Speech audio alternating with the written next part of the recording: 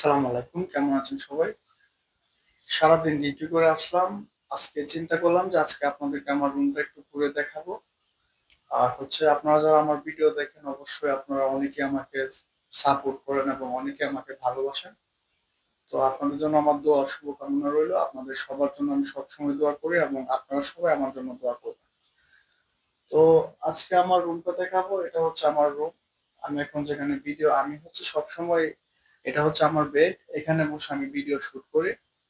আসলে খুব ভালো সেটআপ মানে রুমের মধ্যে করা যায় না কারণ হচ্ছে রুমে আরো মানুষ থাকে। আমার রুমে হচ্ছে ২ জন থাকি আমরা। এটা হচ্ছে আমার বেড। এই যে দেখেন এখানে হচ্ছে আমি থাকি।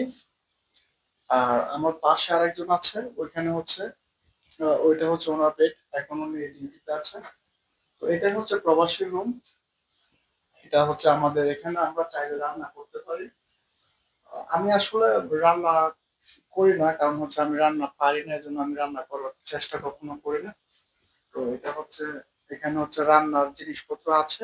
যদি আমরা চাই তাহলে রান্না করে খেতে পারি। আর আমাদের কোম্পানি থেকে খাবার দেয়, সেজন্য আমি রান্না করি না। আর হচ্ছে রান্না আসলে কোম্পানি থেকে খাবার দিলে অনেকে রুমের মধ্যে অনেক সময় রান্না করে খায়। তো আমিও মাঝে মধ্যে খাই কিন্তু আমি রান্না করি না। আমার আরেকজন ফ্রেন্ড আছে ও রান্না করে। তো এই হচ্ছে প্রবাসী রুম। এটা হচ্ছে আমার পার্সোনাল পার্সোনাল ওয়াকার। আর এটা হচ্ছে আমার রুমমেট যিনি আছে ওনার ওয়াকার।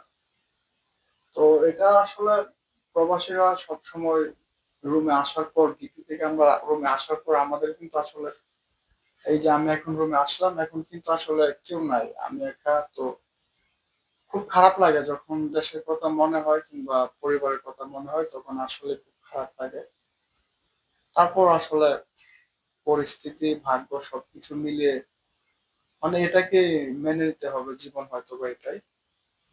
তো আমি মাঝে মধ্যে এই যে এখানে হচ্ছে এই যে গিটার আছে, আমি মাঝে মধ্যে যখন মন খারাপ থাকে তখন এটা নিয়ে একটু বসি। তো এটা হচ্ছে আমার রুম। আর রুমটা কেমন অবশ্যই আপনারা সবাই জানাবেন। কারণ হচ্ছে আপনারা সবাই যারা আমাকে সাবস্ক্রাইব করেছেন তারা শুধু আমার সাবস্ক্রাইবার না, আমি আপনাদেরকে আমার পরিবার মনে করি। আর সবার কাছে আমি আমার জন্য দোয়া চাইবো। আপনারা সবাই আমার জন্য দোয়া করবেন। আমি যেন দেশের জন্য কিছু ভালো কিছু করতে পারি এবং যারা অসহায় আছেন তাদের জন্য যেন কিছু করতে পারি।